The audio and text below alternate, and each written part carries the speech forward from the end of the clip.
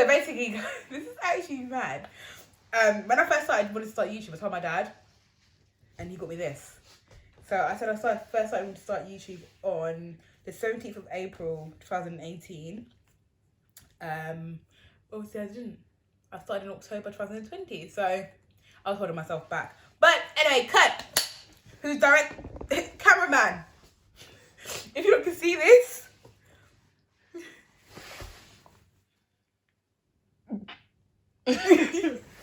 That's like going to pull it away. She wild. But anyway, let's start. Cut. Period.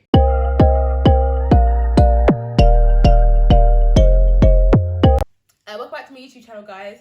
I'm here today to obviously finish the other half of my other video where I was crying my eyes out. About that. It really goes to plan. That wasn't the plan. I meant to do a whole video, not half. So I'm about to just finish it off right now. So let's get into it. Right, so I'm currently on some medication to help balance out my hormones and to top me up with... What is topping me up with? Estrogen.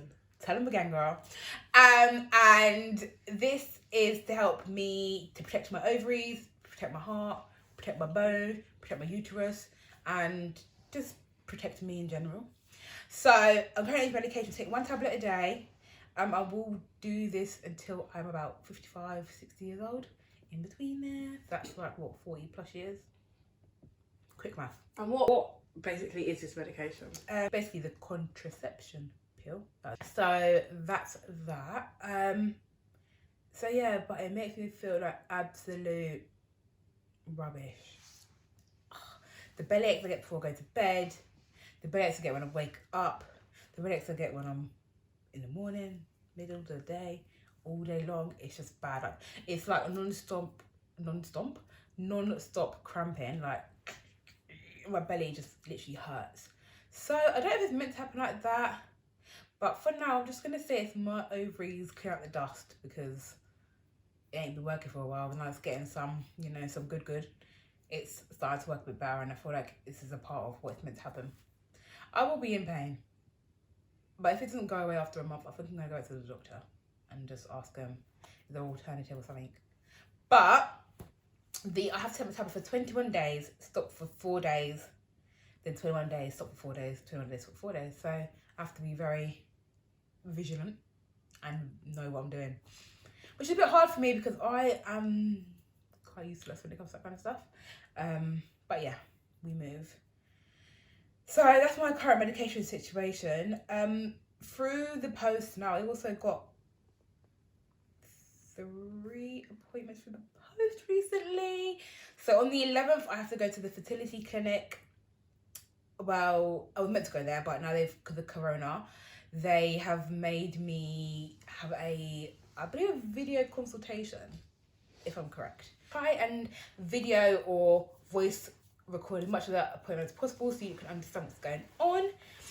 On the 25th, I have to go for a scan for my bones, where they will scan my spine and my pelvis area, just to make sure my bones aren't really affected, etc. But I need to turn them upside on the stairs, so there might be a bit of bruising or whatever down there because I keep falling on the stairs. I don't know if it's to do with my premature menopause. My sister's laughing at me because every time I fall on the stairs, she always sees it, and I just end up falling on the stairs and she's like, again. So yeah, I'm just trying to like, now I've got one of the stairs, like when I get to that certain step, I'm so careful. But yeah, I don't know if it's to do with that. I know it said you have like bad concentration, but I know that cannot be my concentration going like that. So I need to just figure out why I'm so imbalanced right now. But anyway, I'm going off topic. So let me wheel it back up. Wheel up. Let's pull up the thing. Pull up, select up. Okay, let's carry on.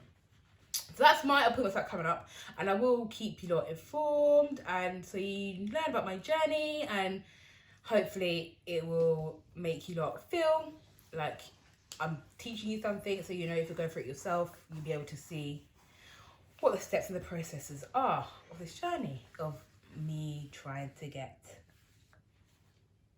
little Shans up in the mix. So yes. that's what I want to update you on. So in my last video, I kind of covered, not a lot, because I covered, what I did cover was just tears. So, I have now, so I kind of told you how I found out my story that I had premature menopause. So now I'm here to kind of advise you. I cannot do this with you here. What is the reason? Why are you moving like a sloth in the background? I'm trying to get comfortable and be camera woman. She's trying to make, look at, if you could look, if I could show you her, how she's hitched up now, you would be like, wow. But yeah, listen, her ankles are crossed up and her toes are twiddling. So, you know, she's on job. Anyway, so my last video, I kind of told you lot how I found out about my premature menopause. We're going to be discussing the cause, the effects, the treatments, any cures, how to move forward, how you feel, your hates. The cause of premature menopause is not really a cause of it.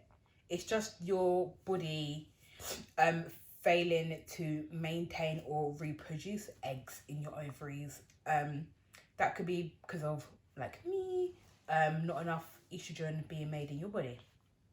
I'm gonna sound like a doctor. Any cause, it's kind of just random, isn't it? Yeah, it's not really a cause. You can't really say I got premature menopause because I sat on a rock. Like, you just don't know. So it just happens. The effects could potentially be premature death,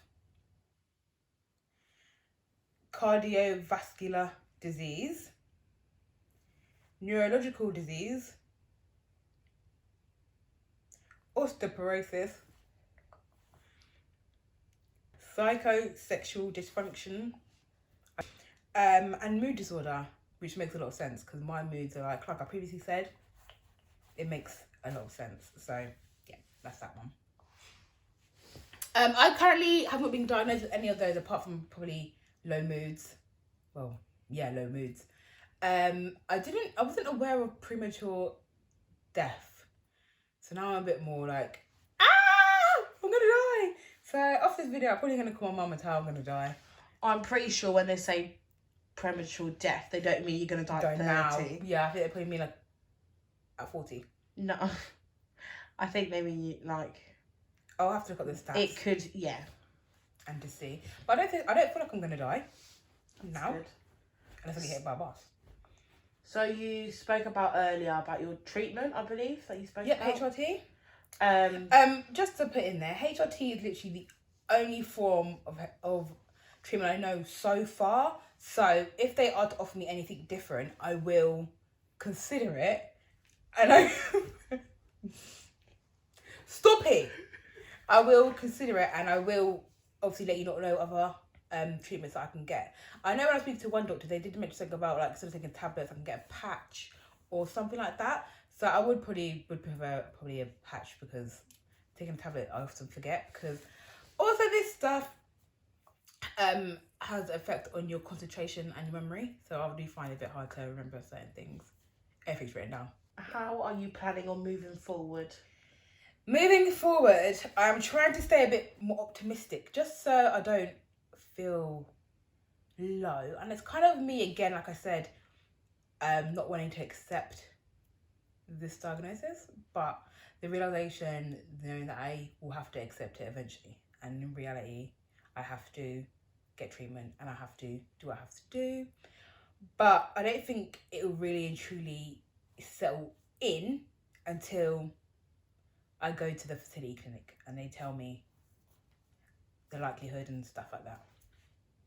How are you feeling now? Now the first video's come out and... I feel like I possibly could have helped someone. I know I've got a few DMs from females saying that they know how I feel because they kind of go through the same thing, which made me feel happy that someone out there listened and I kind of helped someone to know they're not alone, which is good. But also, people are giving me ideas or things that I can do, like herbal remedies or changing my diet and stuff like that. So which I'm going to look into and try actually, because I'm all for that kind of stuff. And like spiritual healing and that kind of stuff. I'm probably thinking this girl's nuts. But there's no harm in trying. And I'm literally up for trying anything. How are others feeling? Like maybe people around you that now have found out, or even like your parents. So back to me saying about how I felt. I missed out that I feel guilty. I feel extremely guilty about the whole thing. Even though I know it's not really my fault, I feel guilty due to the fact that I can't give my parents grandkids. I can't give my siblings a nephew or a niece. I can't give my boyfriend a child. Like, it's a major thing. So I feel I feel a lot guilty. There's a lot I feel guilty for. And I did speak to my boyfriend about this. But I feel very guilty about not being able to deliver as a female. If that makes sense, because many females are expected to have children and to be a mom and stuff like that. But it's 2020, isn't it? So I need to just realise that, Shanika, feeling guilty is not really going to help you. And 2020, things have changed a lot. So there are females out there who opt not to have children. So it's not like you're just the only person who can't have a child. People generally don't want to have children. So you should, like, it's guilty. I need to learn how to feel not guilty. So that's me. I think I might have to go through like therapy or something to understand, how I feel. And how do others feel around you? Do you feel like people's attitudes have changed, maybe? People that didn't know before? I feel like people that actually has changed. I feel like they are a bit more understanding. Now they know more about it, they're like kind of more open, and they're kind of like, so Shanika, what would you do with this? Or like, what's gonna happen if? And like, instead of just like assuming you're gonna have a baby, they're like they're more open to be throwing out options instead of, and asking questions about it instead of just being, you're gonna have a child, shut up, IVF. That's usually what they say. We were saying until now they know that I hate it. That was my next question. But you just answered it. I hate it. Honestly, like, people are like, she knows that I hate it because it's her that does it the most. But the whole IVF stuff, it just annoys me because like IVF doesn't necessarily work for everyone. So it's not a clear, don't worry, you're going to have children because you're going to get IVF, it's fine. No, it's not that. It's like, you can try IVF, it might not work. It could work, but also couldn't work. So that really annoys me. And plus, IVF, I still, like I told you before, I don't really see it as my child. But I feel like, now I thought about it over a week, I feel like I'll be able to see it more as my child than what I did previously, because I feel like it's my blood that's kind of feeding this child and my body that's feeding this child. So technically it'll be more of me than necessarily my sister. Thank you for watching my video. I will be back next week with another video about whatever. Me. Thank you, and come back. Don't forget to subscribe, like and comment, and show some love and support. Lots of love. Oh, Shanika.